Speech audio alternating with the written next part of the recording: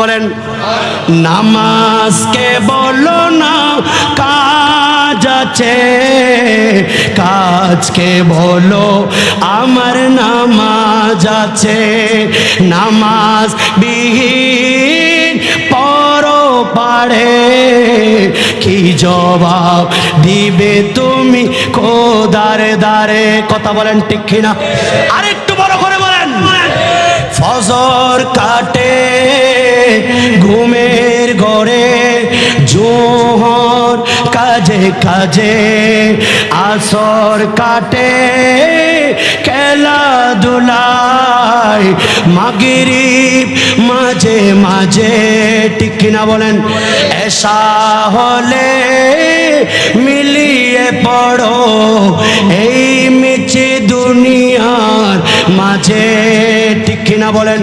আল্লাহর নবী বলেন ওয়ালা তাতরুকান্না সালাতান মাকতুবাতান মুতাআম্মিদান, ইচ্ছাকৃত নামাজ ত্যাগ করবা না, কারণ ইচ্ছাকৃত ফামান তারাকা সালাতান মাকতুবাতান মুতাআম্মিদান ফাকাদ বারিয়াত মিনহু জিম্মাতুল্লাহ। যেই ব্যক্তি ইচ্ছাকৃতভাবে ফরজ নামাজ ত্যাগ করবে, এই ফরজ নামাজ যারা ত্যাগ করেছো, এই ফরজ নামাজ ইচ্ছাকৃত ত্যাগ করার কারণে আল্লাহর পক্ষ থেকে তোমার উপরে যেই রহমতের ছায়া আছে আল্লাহ এটা উঠিয়ে নেন, যার কারণে সেই টাকা ইনকাম করে 1000 2000 এই টাকার মধ্যে বরকত নাই। এভাবে তার বিল্ডিং আছে, বিল্ডিং এর নিচে এই দামি দামি টাইলসের ভেতরে সুখ নাই। তার যত ধরনের এতগুলি নিয়ামত আল্লাহ দিয়েছে, এরপরেও তার খাবার সামনে আছে, খেতে পারে না, তার ভেতরে রূপ আল্লাহ শান্তি সৃষ্টি করে দিয়েছেন একমাত্র কারণ এই নামাজ ত্যাগ করার কারণে। নাউজুবিল্লাহ। নামাজ ত্যাগ করা যাবে? কারণ আল্লাহর রহমতের একটা ছায়া আমাদের সবার উপর আছে। আল্লাহর বান্দা হিসাবে, বান্দা তুমি আমাকে কত রহিম জানো, আমি কত দয়াবান জানো? তোমার একজন মা যখন মারা যায়, তোমার বাবা যখন মারা যায়, তোমার সন্তান যদি মারা যায়, যেভাবে তুমি কান্না করো মায়া মোহাব্বতের কারণে, এটা আমি আল্লাহর রহমতের 100 ভাগের মাত্র 1 ভাগ, বাকি 99 ভাগ আমি ময়দানে মাহশরে বান্দা তোমার প্রতি আমি করব। আর একটু বড় করে বলেন। बंदा मिलने को करीब हजरत कादर गया, लम्हाए बातें गम ने जलवाए ज़ाहिर गया। अल्लाह अल्लाह अल्लाह अल्लाह बोलन अल्लाह अल्लाह अल्लाह हस्बे रब्बी जल्लल्लाह नूरे मोहम्मद। আপনাদের কষ্ট হচ্ছে, আরেকটু বড় করে বলেন ইনশাআল্লাহ শেষের দিকে। হাসবে রাব্বি জাল্লাল্লাহু মা ফি কলবি নূরে মোহাম্মদ সাল্লাল্লাহু লা ইলাহা ইল্লাল্লাহ। তেরে সায়া কিসকা সায়া তা মুঝে মালूम না তা, रब से मुलाकात किया था मुझे मालूम न था, हस्बे जल्लल्लाहु मा फी कल्बी नूर मोहम्मद सल्लल्लाहु ला इलाहा इल्लल्लाह, हस्बे रब्बी जल्लल्लाहु मा फी कल्बी ला नूर मोहम्मद হুজুর আল্লাহর নবী রহমতুল্লিল আলামিন বলছেন কখনো ফরজ নামাজ ত্যাগ করবে না, যদি ত্যাগ করো তোমার উপর আল্লাহর রহমত উঠে যাবেন। আল্লাহর নবী রহমতুল্লিল আলামিন বলছেন আমার উম্মতের মধ্যে এমন একটা সময় আসবে, যে সময় মানুষ হালাল কোনটা হারাম কোনটা বিবেক করবে না, ভাগ করবে না, যা আসে সব কিছু খেয়ে ফেলবেন। আন আবি হুরায়রা রাদিয়াল্লাহু তাআলা আনহু قال قال رسول الله, সবাই পড়েন সাল্লাল্লাহু আলাইহি ওয়াসাল্লাম, ইয়াতি আলান নাসি জামানুন লা ইউবালিল মারউ মা আহাদা মিনহু আম মিনাল হালালি আম মিনাল হারাম। আমার উম্মতের মধ্যে এমন একটা সময় আসবে মানুষ হালাল হারাম বিবেক না করে যা সামনে পাই সব কিছু খেয়ে ফেলবে। নাউজুবিল্লাহ বলেন। আল্লাহর ইবাদত যদি আল্লাহর কাছে কবুল করাতে চান, সর্বপ্রথম ফার্স্ট কন্ডিশন হলো হালাল খেতে হবে, ঠিক কিনা বলেন? সেই জন্য গাউসুল আজম হযরতে মারাজাল বাহরাইন হুজুর জামানার কালান্দার বিশ্বওয়ালি শাহিনশাহ জিয়াউল হক মাঝভান্ডারী কুদ্দাসিরুল আজিজ বলেছেন, হালাল খাও, নামাজ পড়ো, আল্লাহ আল্লাহ জিকির করো, সব সমস্যার সমাধান হয়ে যাবে। সব সমস্যা মিটার জন্য হালাল খেতে হবে, জিকির করতে হবে। আর হালাল খাও, নামাজ পড়ো, আল্লাহ আল্লাহ জিকির করো, এর মাধ্যমে তোমার সমস্যা মিটে যাবে। আর একটু বড় করে বলেন। আজকাল অনেক মানুষ ব্যবসায়িক, অনেকে ব্যবসা জানেন, অনেকে আপনি টাকা আছে ব্যবসা জানেন না। এমত অবস্থায় কেউ আপনি আপনার একজন বিশ্বস্ত মানুষ যাকে আপনি বেশি বিশ্বাস করেন, উনিও যদি বিশ্বাস তুলতে পারছে না, উনি শর্ত দিয়ে নিয়ে নিলেন, এমত অবস্থায় আপনি যতগুলি খেয়েছেন, যতবার 10,000 টাকা করে খেয়েছেন, সবগুলো সুদ সুদ সুদ, ঠিক কিনা বলেন? অবিশ্বাস করতে পারবেন? সেজন্য হালাল পন্থায় ব্যবসা করেন। আল্লাহর নবী বলেন, সালাসাতুন লা ইউকাল্লিমুল্লাহু ইয়াওমাল কিয়ামাহ ওয়া লা ইয়ানজুরু ইলাইহিম। 3 শ্রেণীর মানুষ, যে সকল মানুষগুলির সাথে আল্লাহ কিয়ামতের ময়দানে কথা বলবেন না, শুধু তাই নয়, আল্লাহ তাদের দিকে রহমতের দৃষ্টিতে তাকাবেন না। নাউজুবিল্লাহ। কয় শ্রেণীর মানুষ? কথা বলেন। ওয়ালাহুম আযাবুন আলীম, আর এদের উপর চিরস্থায়ী জাহান্নাম, এই কঠিন শাস্তি। ক্বালা, আল্লাহর নবী রাহমাতুল লিল আলামিন বলেন, কুলতু ইয়া রাসূলুল্লাহ, ইয়া নবী আল্লাহ।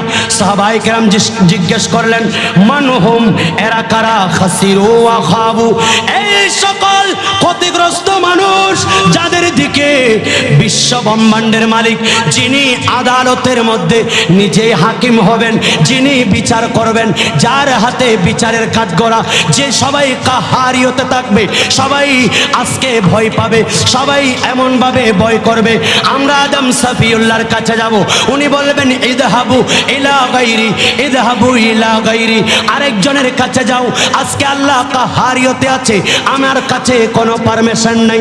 এভাবে আরেকজন বলবেন, নূন জিহুল্লাহ বলবেন ইযহাবু ইলা গায়রি, আরেকজনের কাছে চলে যাও, সবাই তাড়িয়ে দিবে।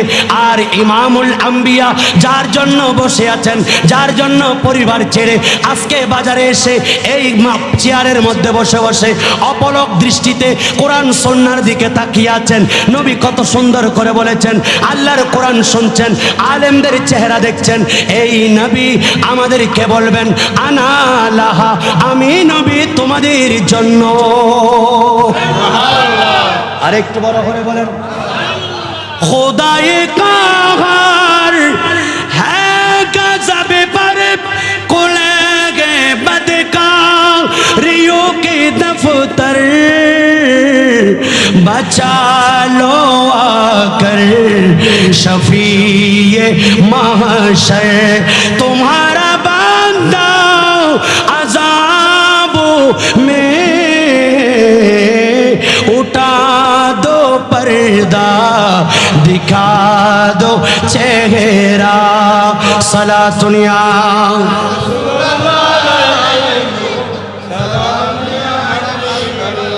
এই নবীর আশিক শুনতে থাকো।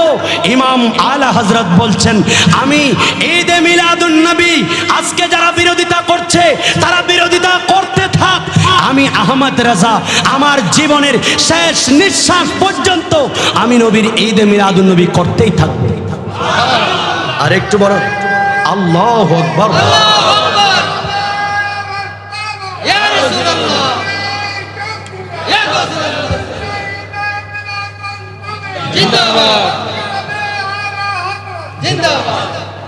একটু বড় করে বলেন সুবহানাল্লাহ। খাকে হো জায়ে আদব জলকর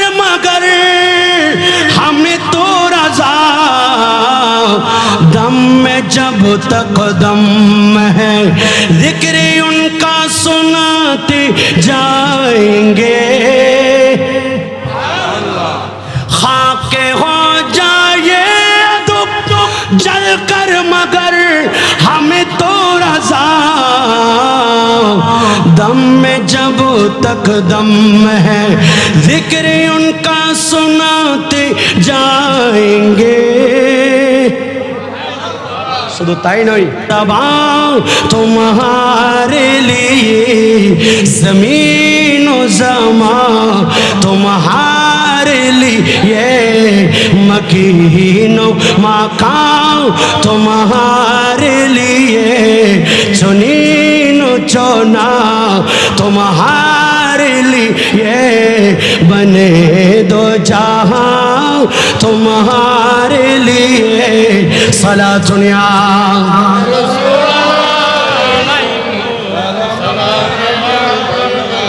এশকে রাসূল বিশ্বের বুকে ছড়িয়ে দিয়েছেন ইমাম আলা হযরত হাজীদেরকে ডাকতেছেন শিরিক হবে সুবহানাল্লাহ हाजियों आओ शहंशाह का रौजा देखो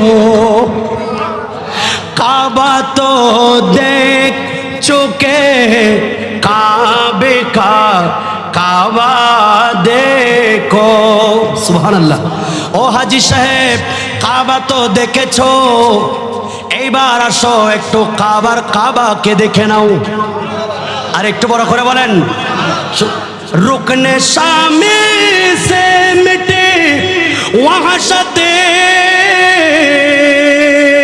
शामे गुरबत अब मदीने को चलो सुबह अदिल आरा देखो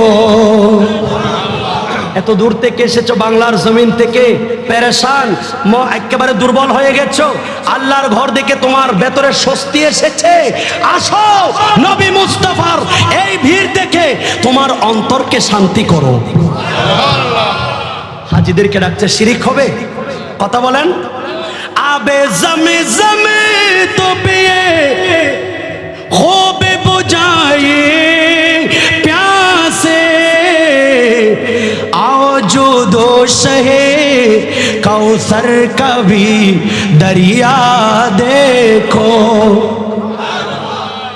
এতক্ষণ তাওয়াফ করেছো সাত তাওয়াফ করে মিজাবের রহমতে এসে জমজম পানি পান করে অন্তরকে একটু ঠান্ডা করেছো এভাবে যে সাতটা চক্কর দিয়েছো এই সাতটা চক্করের কারণে তুমি যে হাঁপাচ্ছ এই জমজমকে তোমার অন্তরকে শান্তি করেছো আসো মদিনার মধ্যে নবী হাউজে কাউসার নিয়ে বসে আছে সুবহানাল্লাহ আল্লাহু আকবার বলেন কেমন আশিক রাসূল আমি যদি বলতে যাই বলতেই থাকবো শেষ হবে না সেই ইমাম আলা হযরতের মহব্বত আমাদেরকে দান করুন আমিন আমি বলেছিলাম তিন শ্রেণীর মানুষ যাদের সাথে কথা বলবেন না আল্লাহ কথাও বলবেন না আল্লাহ রাগান্বিত থাকবেন তার প্রতি কোনো ধরনের দয়া প্রদর্শন করবে না কারণ আল্লাহ আযাবুন আলিম আল্লাহ মহান শাস্তিদাতা সেই রব্বুল আলামিন বলছেন নবী বলছেন ওই সকল ক্ষতিগ্রস্ত মানুষ যারা হচ্ছে আল মুসবিলুন যারা হচ্ছে টাকনুর নিচে কাপড় পরে টাকনুর নিচে কাপড় পরে অনেক মানুষ আছে এটা স্বভাব হয়ে যায়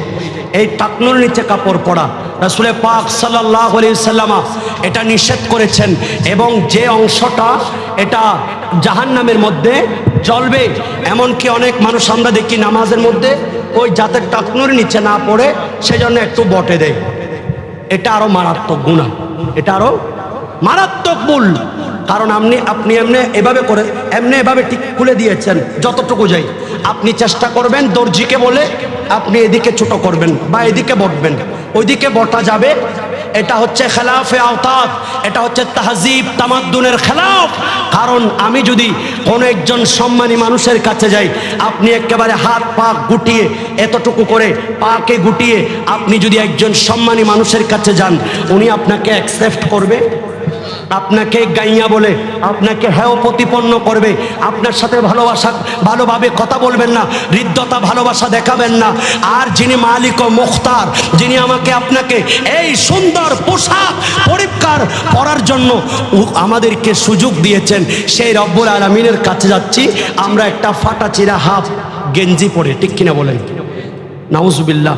এগুলা রাসূলে পাক বলছেন, এই যারা টাকনুর নিচে কাপড় পরবে এদের দিকে আল্লাহর রহমতের দৃষ্টি দিবে না। এবং ওই সকল মানুষ যারা হচ্ছে ওয়াল মুনফিকু সিলাআতাহু বিল হালিফিল কাযিবে, মিথ্যা কথা বলে, মিথ্যা শপথ করে যারা পণ্যদ্রব্য বিক্রয় করবে, ইবে ওয়াইবের আল্লাহর কসম হজ্জি ৩৫ টাকা দিয়ে কিনে, অথচ এটার মূল্য হচ্ছে 25 টাকা। আপনি মিথ্যা না বলে আপনার খরচ যাতে পোষায়, আপনি যাতে লভ্যাংশ পান। অনেক আইম্মায়ে কেরাম বলতেছেন, আমার কাছে 1000 উট ছিল, আমি এই 1000 উটকে মাত্র এক দিরহাম আমি লাভে ছেড়ে দিয়েছি। সবগুলা যখন ছেড়ে দিয়েছি আমার 1,00,000 দিরহাম লাভ হয়েছে।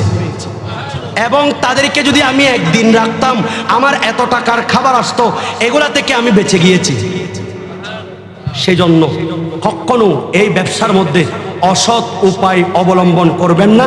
আরেকটা হচ্ছে আল মান্নান, যারা উপকার করে কোঠা দেয়, এই কোঠা দানকারী কখনো আল্লাহ জান্নাতেও যাবেন না, এদের সাথে আল্লাহ কথা বলবেন না। ইন্নাত তুজ্জারা ইয়াবআসুনা ইয়াউমাল কিয়ামাতি ফুজ্জারান ইল্লা মান ইত্তাকাল্লাহ ওয়া বাররাতা ওয়া সাদাকা। কিয়ামতের ময়দানে ব্যবসায়ীরা উঠবে অপরাধী হয়ে, কায়েদি হয়ে কিয়ামতের ময়দানে উঠবে, নিচের দিকে তাকিয়ে থাকবে অপরাধী, শৃঙ্খল পরা থাকবে। কারণ ওই সকল ব্যবসায়ীরা মিথ্যা কথা বলে বলে তাদের মানুষের কাছ থেকে মজুদদারিতা করেছেন, মুনাফাখুরি করেছেন।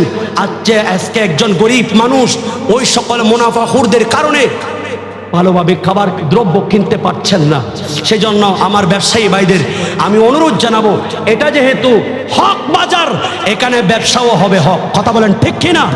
কথা বলেন ঠিক কিনা? সেই জন্য আল্লাহ রসুলকে ভয় করেন। আমি ইজ্জতের কসম দিয়ে বলছি, আল্লাহর ইজ্জতের শপথ, আপনি যদি নবী মুস্তাফার এই ব্যবসায়িক পন্থা আপনি যদি অনুসরণ করেন, আগামী বছর এই দিন আস্তে আস্তে আপনি ফলাফল রেজাল্ট আপনার হাতে পেয়ে যাবেন। আর একটু বড় করে বলেন, আপনারা কি আমার উপর রাগ করেছেন? আমি আসলে ইমামুল আম্বিয়ার ব্যবসায়িক জীবন সম্পর্কেও আপনাদেরকে বলেছি, ওনারা আমাকে কোনো বিষয় দেন নাই, তারপরও আমি আমার নিজ থেকে এখানে প্রয়োজন মনে করছি। সেজন্য আউলিয়াতে যে কোনো বিপদে আমি আব্দুল কাদেরের নাম নিয়ে আল্লাহ আমার কাছে সাহায্য চাইবা, যেই প্রান্তে হোক মুশকিলাত আসান হয়ে যাবে, মুসিবত দূর হয়ে যাবে। আমি আব্দুল কাদেরের নাম নিয়ে দোয়া করলে আল্লাহ দোয়াও কবুল করবেন। আর একটু বড় করে বলেন, আর একটু বড় করে বলেন, गौसे आजम पे दिल मेरा कुर्बानो है, गौसे आजम पे दिल मेरा कुर्बानो, उनके कदमों के सदके मेरी जान है, गौसे आजम पे दिल मेरा कुर्बानो, सच्चे दिल से जो भी उनको आवाज दे, उनको इमदाद को आ जाएगी। टिक्किना पता बोलें, टिक्किना ये अकीदा है, ये मेरा ईमान है, गौसे आजम पे दिल मेरा कुर्बानो है, गौसे आजम पे दिल मेरा कुर्बानो है। सुभान আল্লাহ আমাদেরকে নবীর পথে, আউলিয়ায়ে কেরামের পথে, হুজুর গাউসে আজম দস্তগীরের এই মহান পথে আমাদেরকে চলার তৌফিক দান করুন। কাদেরিয়া, চিশতিয়া, নকশবন্দিয়া, মুজাদ্দিদিয়া, সরওয়ারদিয়া, রাহাতিয়া, ওয়াইসিয়া, কারানিয়া, কালান্দারিয়া, তাইপুরিয়া, নিজামিয়া, যত সিলসিলা রয়েছে প্রত্যেক সিলসিলার মধ্যে আমার গাউসে পাকের ফয়েজ আছে। আর একটু বড় করে বলেন, হুজুর গাউসে আজম, ওনার বেলায়েতের কদম যার কাঁধে পড়ে নাই উনি ওলি হবেন। সেজন্য এই মহান ওলির ফয়জ বরকত আমাদেরকে নসিব করুক, আমিন। আমি কিছু গুরুত্বপূর্ণ কথা বলেছি, আর কখনো মজুদদারিতা, বেশি পণ্য বেশি লাভ হওয়ার আশায় বেশি দিন পর্যন্ত মজুদ রাখবেন না। রাসূল পাক তাদেরকে অপরাধী বলেছেন এবং মন্দ স্বভাবের মানুষ বলেছেন, লা তাহকিরু লা ইয়াহতাকিরু ইল্লা খাতি, অপরাধী ছাড়া, পাপী ছাড়া কখনো এই মজুদদারিতা আর কেউ করে না। আল্লাহ আমাদেরকে সঠিকভাবে ব্যবসা বাণিজ্য করে, ইমামে আজমের মতো জাত উনি ছিলেন না, ওনার কর্মচারী একটা কাপড় বিক্রয় করে ফেলেছেন, একটু ফাটা ছিল, বলেন এটা কই? বলেন হুজুর আমি তো বিক্রয় করে ফেলেছি। বলেন তাকে খুঁজো কার কাছে বিক্রয় করেছো, কিন্তু পাওয়া যাচ্ছে না। এই সমস্ত সম্পদ এবং দোকানের সমস্ত বেচা বিক্রি সব কিছু আল্লাহর রাস্তায় সাদকা করে দিয়েছে। সেই জন্য ব্যবসায়ী ভাইদেরকে বলেছেন নবীজি যে তোমরা বেশি বেশি সাদকা করো, কারণ সাদকার মাধ্যমে আল্লাহ তোমাদের গুনাহ মাফ করে দিবেন। সুবহানাল্লাহ বলেন। সেই জন্য সবাই একে অপরের জন্য দোয়া করবেন সৎভাবে ব্যবসা করার জন্য। নবী মুস্তাফা সুয়াইবাতু মাওলাতুল আবি লাহাবিন কানা আবু লাহাবিন আতাকা ফারদাতিন নবী সাল্লাল্লাহু আলাইহি ওয়াসাল্লাম ফালাম্মা মাতা আবু লাহাবিন উরিয়াহু বাদু আহলিহি বিশাররি হিবাতিন قال له ماذا لقيت يا أبا لهب قال لم ألقى بعدكم غير أني سقيت بهذه بعتقة سويبة। বুখারীতে আছে আবু লাহাব কট্টর কাফের, সারা জীবন নবীর শানে বিয়াদবি করেছে। সেই যখন মারা গেছে তখন সেই তার পরিবারের মধ্যে একজন স্বপ্নে দেখলেন, আবু লাহাব নবীর সাথে এত বিয়াদবি করেছো, আজকে তোমার কি অবস্থা? বলেন আমি আজকে আসছি পর্যন্ত এখানে ভালো নাই, তবে আমি এই আঙ্গুল দিয়ে আল্লাহর নিয়ামত পাচ্ছি, মধু পাচ্ছি, এমন পানি পাচ্ছি যেগুলো আমি দুনিয়াতে কখনো পান করি নাই। এই পানিগুলি পান করে আমি বাকি 6 দিনের আমার কষ্টকে লাঘব করি। বলেন কারণটা কি? বলেন আমি একটাই কারণ, আমার একজন দাসী ছিল যার নাম সোয়াইবা। এই সোয়াইবা আমাকে হঠাৎ করে সংবাদ দিল 12ই রবিউল আউয়াল শরীফ, সেই দিন সুবহে সাদিকের সময়, এ আবু লাহাব আপনার মৃত ভাই আব্দুল্লাহর ঘরের মধ্যে একজন ছেলে সন্তান হয়েছে, বাতিজা হওয়ার কারণে আমি বড় খুশি হয়ে গেছি। আর সোয়াইবাকে ইশারা করলাম আমি তোমাকে আজাদ করে দিলাম, এই আঙ্গুল দিয়ে এভাবে ইশারা করলাম। আর আমি নবী মুস্তাফার শুধুমাত্র একজন বাতিজা হওয়ার কারণে, খুশি হওয়ার কারণে আল্লাহ আমাকে প্রত্যেক 7 দিনের মধ্যে একদিন এই নবীর ঈদে মিলাদুন নবী পালন করার জন্য নিয়ামত পাচ্ছি। আল্লাহ তৌফিক দান করুক। আসসালামু আলাইকুম।